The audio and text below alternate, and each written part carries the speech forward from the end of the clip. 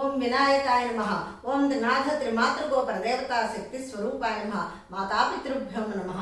ఈరోజు మన బంగారు తల్లి పురుహూతికా స్వరూపమైనటువంటి శ్రీ రాజరాజేశ్వరి సమేత శ్రీ ఉమాకుక్కుటేశ్వరీ దేవి శ్రీనిలయ స్థిరస్థిత నివాసినిగా చక్కగా పీఠమునందు కూర్చొని పార్వతీదేవిగా అలంకరింపబడిన ఈ బంగారు తల్లి మనలను అందరినీ కూడా మన అందరి ఎలవేలుపై దీవిస్తూ ఉన్నది కాబట్టి మనం అందరము కూడా మనస్ఫూర్తిగా ఈ తల్లికి నమస్కారం చేసుకొని ఈ తల్లి దీవెనలను మనము అందరము కూడా పొందుదాము. ఓం ఐం హ్రీం శ్రీం శ్రీ మాత్రే నమః.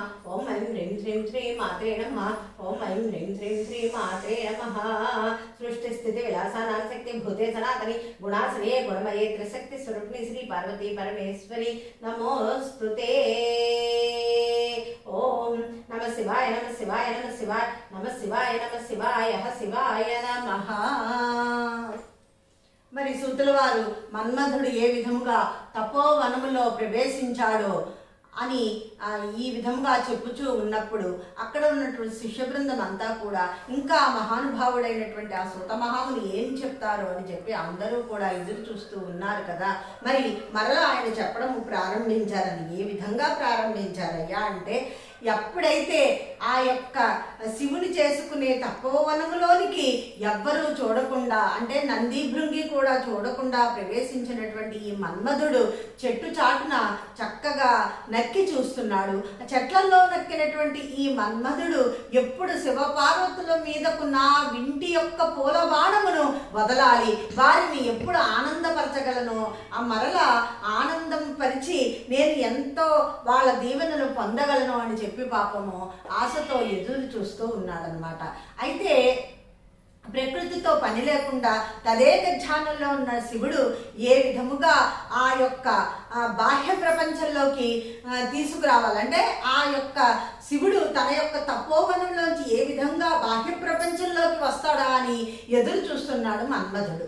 అయితే అలాగా ఎదురు చూస్తూ ఉంటే మధ్యాహ్నం అయిపోతుంది అనమాట.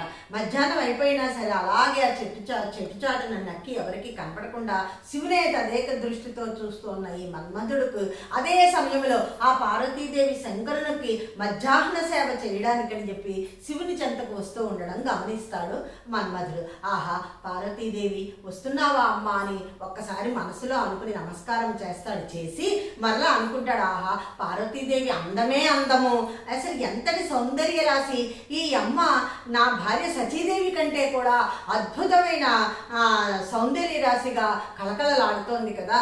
ఈ తల్లి అందం ముందు నా భార్య సచీదేవి ఎంతో వెలవెలిపోతూ ఉన్న నా సచీదేవికిను ఈ అమ్మవారికి చాలా తేడా ఉంది కదా అని చెప్పి ఒకసారి అనుకుంటాడనమాట.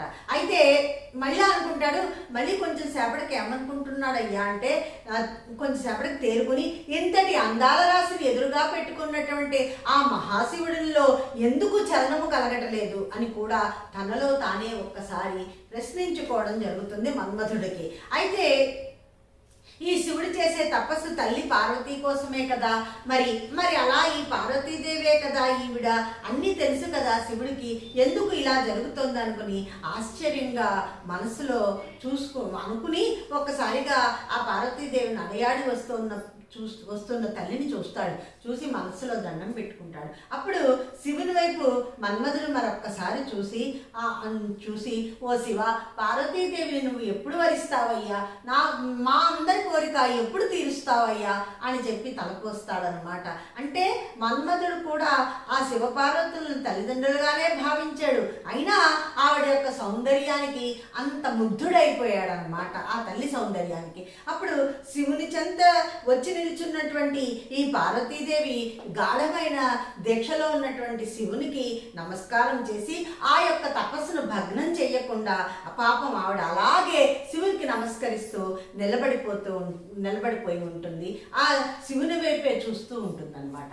అదే సమయంలో మన్మధుడు కూడా ఎంతసేపు ఈ తల్లి అలా నించుంటుంది, అయినా ఈ శివుడు తపస్సు నుంచి ఎప్పుడు తేరుకుంటాడు అని అనుకుంటున్నాడు. అనుకునేసరికి కొంచెం సేపటికి ఏమనిపించిందంటే, సూర్యోదయంతో విచ్చుకున్న తామర పద్మం రేకుల్లాంటి పరమశివుని నయనములు నెమ్మదిగా తెరుచుకోవడాన్ని చూసి, ఆహా ఆ మహానుభావుడు కళ్ళు తెరిచాడు అని ఒక్కసారిగా మనస్సులో అనుకున్నాడనమాట. అనుకుని ఎదురుగా పార్వతిని కూడా చూశాడు కదా, మరి ఇంకే శివపార్వతులను కూడా చూసినటువంటి ఈ యొక్క మన్మధుడు అనుకుంటున్నాడనమాట, ఆ యొక్క తల్లి ఏం చేస్తుంది, అలా అలా గుడ్లప్పగించి చూస్తోంది ఆ శివుని కేసి అని చెప్పి తన్మయత్వం పొందుతున్నాడు. ఇతను కూడా తల్లిదండ్రుల్లా భావించాడు కదా పార్వతీ పరమేశ్వరుల్ని. పాపం మనస్సుకి తన్మయత్వం పొందుతున్నప్పటికీ ఈ పూలబాణం ఎప్పుడు విసురుదామా అని చెప్పి ఎదురు చూసుకుంటూ ఉన్నాడనమాట.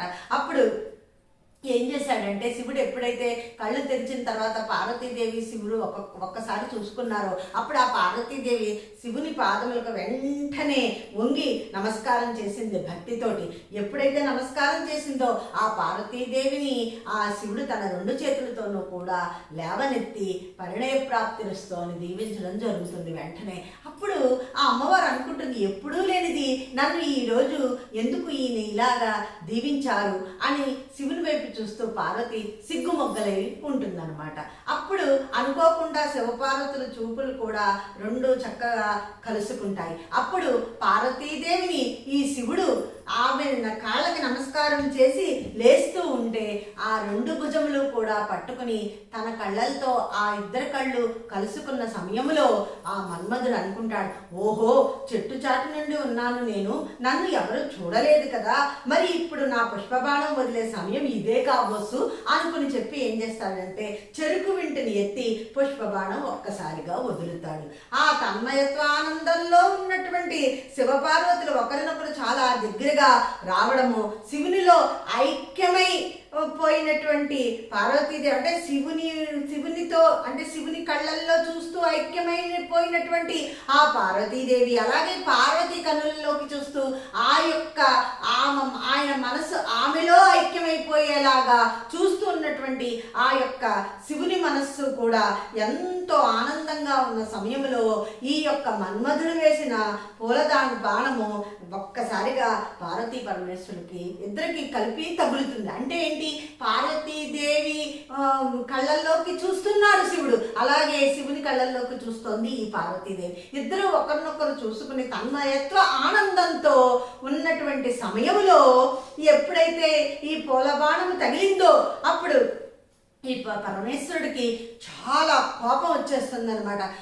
ఓయి ధూర్తుడా అని చెప్పి గట్టిగా అరుస్తూ ఆ కొమ్మల వైపు చూస్తాడు. ఆ పూల చెట్టు వైపు చూసి ఆ కొమ్మల మధ్యలో ఇరుక్కున్నటువంటి అంటే క్రీగంటితో చూస్తున్న అంటే ఆ చెట్ల నీడలో నక్కి చూస్తున్నటువంటి మన్మధుడిని ఎప్పుడైతే శివుడు ఒక్కసారిగా చూశాడో ఆ పార్వతీదేవి కూడా ఆయన చూపులు ఎటు నిమగ్నమై ఉన్నాయో అలాగే చూసేసరికి మన్మధుడు ఆవిడికి కూడా కనబడతాడు. అంటే శివపార్వతులకు మన్మధుడు కనబడతాడు. ఎప్పుడైతే పూల బాణం ఆయనకి తగిలిందో వాళ్ళిద్దరూ చక్కగా ఒకరినొకరు ఆనందంగా చూసుకుంటూ ఉన్న సమయంలో ఈ మన్మధుడు ఆయన నక్కి చూశాడు కాబట్టి ఆ విధంగా కోపం వచ్చినటువంటి శివుడు ఏం చేశాడయ్యా అంటే ఆ 3వ నేత్రాన్ని తెరిచి ఆ మన్మధుడు మీద ఒక్కసారిగా దృష్టి సారిస్తూ, ఓ ఈ మన్మధ ఇంతటి పని చేస్తావా, నా కేసి తీక్షణంగా ఈ పార్వతి కేసి తీక్షణంగా చూస్తావా నువ్వు అని చెప్పి గట్టిగా అరుస్తాడు. అరిచేసరికి ఆయన కళ్ళల్లో నుంచి అంటే 2 కళ్ళతో 3వ నేత్రము వాళ్ళ 3 నేత్రాలు ఉంటాయి కాబట్టి శివుడికి 3 నేత్రాల నుంచి అగ్ని ఒక్కసారిగా ప్రజ్వరిల్లి ఆ మన్మధుని వైపుకు వెళ్ళిపోతుంది. ఆ చెట్లలో దాంకున్న మన్మధుడు ఒక్కసారిగా ఆ యొక్క కోపాగ్నికి కాలి బూడిదైపోతాడనమాట. ఎప్పుడైతే కాలి బూడిదైపోయాడో పక్కకి నించున్నటువంటి సచీదేవి చూసి, అయ్యో నా భర్త ఏమిటి, ఒక మంచి పని చేయడం కోసము ఇద్దరము లోపలికి వచ్చాము, ఆయనేమో అలా ఆ విధంగా చెట్ల చాటు నుంచి నక్కి చూసి పూలబాణాన్ని వేశాడు, అవన్నీ నేను చూశాను, ఈ మన్మధుడి పైన ఈ శివునికి ఇంత ఆగ్రహం ఎందుకు, ఏమి తప్పు చేశాడు, ఆయన వాళ్ళిద్దరినీ కలపడం కోసమే కదా ఇక్కడికి నన్ను కూడా తోడుగా తీసుకుని వచ్చారు, మరి నాకు ఏమిటి ఇంతటి పరీక్ష పెట్టాడు ఈ మహాశివుడు అని చెప్పి ఒక్కసారిగా భర్త బూడిదైపోవడం చూసి బాధను తట్టుకోలేక గబగబాసి వచ్చి శివుని పాదాలపై పడుతుంది ఈ యొక్క సచీదేవి. అప్పుడు అంటుంది, ఓ మహాశివ నీకు తెలియదంటూ ఏముంది, బ్రహ్మదేవతలు అందరూ కూడా మహామునులు అలాగే ఇంకా ఆ నారదుల వారు అందరూ కూడా నా భర్తను ప్రేరేపించి ఇక్కడ ఇక్కడికి పంపించడం వల్లనే కదా మేము సంతోషంగా ఇక్కడికి వచ్చాము. నీ ఆజ్ఞ లేకుండా మేము నీ తపోవనంలోకి అడుగు పెట్టడం తప్పే, కానీ ఒక దేవకార్యం చెయ్యాలని ఆ బాధ్యత మా మీద పెట్టారు. అందరూ కూడా బ్రహ్మ దగ్గర నుంచి, ఆ మునీంద్రుల దగ్గర నుంచి, ఇంద్రాది దేవతల దగ్గర నుంచి అందరూ కూడా మన్మధుడిని నియమించారు, నా భర్తను నియమించారు. అందుకే మేము ఎంతో సంతోషంగా ఆ పార్వతీ అమ్మని నిన్ను కూడా కలపాలనే వచ్చాము, కానీ మేము వేరే ఉద్దేశంతో రాలేదు. నీ కోపాగ్నికి నా భర్త బూడిదైపోయాడు, ఇప్పుడు నా పరిస్థితి ఏమిటి నాయనా అని చెప్పి కాళ్ళ మీద పడి రోధిస్తోంది. ఇదంతా చూసినటువంటి పార్వతీదేవి దిగ్భ్రాంతి చెంది ఆ శివుని కేసి, రోధిస్తున్నటువంటి సచీదేవి కేసి చూసి మాట రాక అలా నిలబడిపోయి ఉంటుంది పార్వతీదేవి. అప్పుడు ఈ ఈశ్వరుడు ఒక్కసారిగా తన మాయా ప్రభావంతో అన్ని సంగతులు తెలుసుకుంటాడు.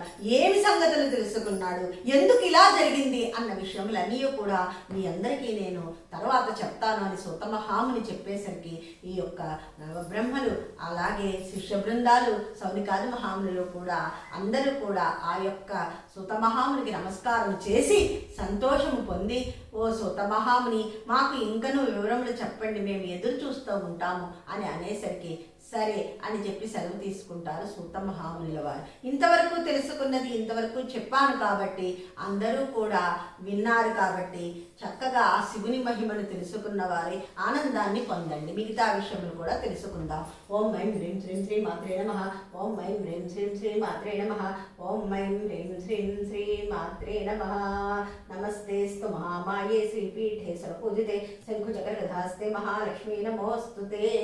ఓం ఐం హ్రీం శ్రీం శ్రీంకారబీజరూపిణి శ్రీ జగన్మాతా పరమేశ్వరి దేవి దేవతాయే నమః.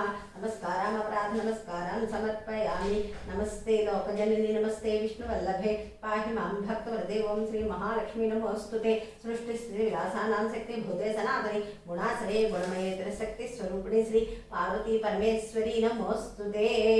ఓం శ్రీంకారబీజరూపిణి శ్రీ మహాలక్ష్మీ దేవతాయే నమః.